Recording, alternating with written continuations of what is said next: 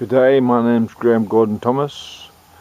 I'm going to try and explain how the great cataclysm occurred that destroyed the great megalith builders sometimes about 12,500 years ago, or around about that period. There are many theories about this. I'm just going to put forward another theory. The theory goes like this: because at that time there's no doubt there were people with advanced technologies, advanced abilities, who built these mega structures with such amazing precision and engineering skills and technology that when our best engineers in the world cannot come to terms with how it was done. And these are all over the world, and they're there on the internet for everyone to observe by the kind work of all the people involved in that. My work all my life has been trying to understand how this earth works. And this is a theory. There's a massive, gigantic earthquake, earth shake. That's why possibly we have a pyramid that's blown up, and the massive amount of devastation in Peru, where big giant stones being shaped, being turned overhead and smashed to pieces, because there was a great big disturbance. The pyramid did not blow up because of some malfunction in the technology they were using, but because of the earth shake caused the technology to malfunction. Why did the earth shake? Well, it's a little bit complex, and I need a short board, but I'll try to do it the best I can, so use your imagination. Because of the pressure of the ice on the Antarctic, and it spills up millions of tons each year of pressure, that puts pressure into the crust of the earth.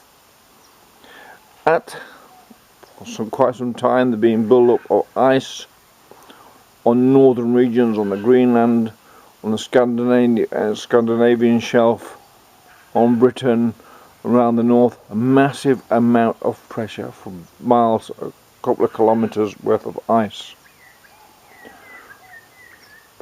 The oceans are being absorbed, or much of it are being absorbed into this ice. So the whole weight, or balance of weight and mass, was changed. So the pressures inside the earth were being distorted. How the ice age ended is an interesting thing to theorize on, and that is there was so much pressure eventually from all the ice, it caused the fissures and the vents in the bottom of the oceans and elsewhere to start spewing hot air out to knock gases out, and that suddenly warmed up the waters and began to thaw out in a dramatic sense all the ice what had covered the northern hemisphere. What also happened, and as the ice melts, because the earth is plastic, a series of interceding tectonic arches, tectonic plates are arches, or what put forces on other arches. The tectonic plates with a greater force will put more pressure on the other ones. And as you've got the sun and the moon with its cycles, which the Mayans and Olmecs knew something about, that pulls also upon, that's a gravitational pull upon the Earth's equator. All these things are involved in the polar shifts.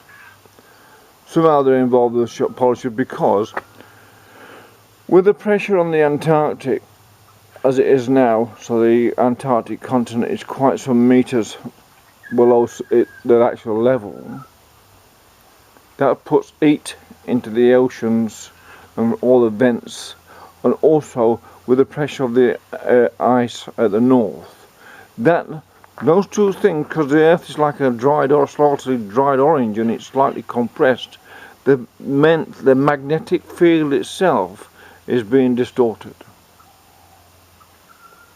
Therefore, in the gyroscopic system that the earth runs and the internal of the earth runs on, because it's like a big dynamo, the field is distorted.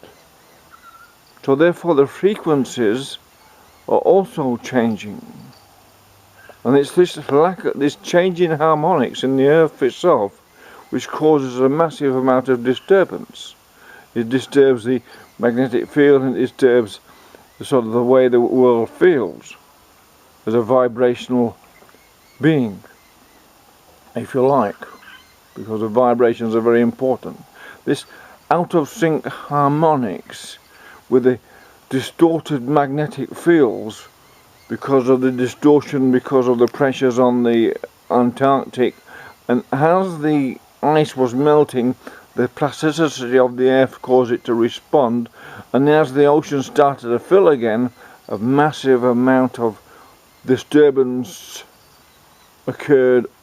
All of at once something gave massively and shook the daylight out of the world, and basically smashed up and destroyed in a cataclysmic event which was worldwide, that destroyed then the original, or whoever these superior people were, or whoever they were, will build the megaliths that are all over the world. Now people may take contention of what I've just said. I call it a pressure cooker theory, and that's how climates change, by pressure from the Antarctic, ice building up, because we have sequences of ice ages. We're bound to get another one. It's inevitable.